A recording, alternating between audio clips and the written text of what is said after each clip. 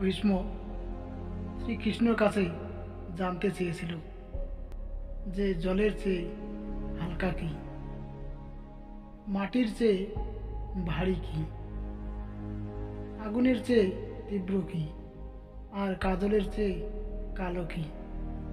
শ্রীকৃষ্ণ মৃদু হেসে উত্তর দিয়েছিল, জলের চেয়ে হালকা হলো জ্ঞান, মাটির চেয়ে ভারী হলো পাপ, আগুনের চেয়ে তীব্র হলো অহংকার, আর কাজলের চেয়ে কালো হলো কলঙ্ক।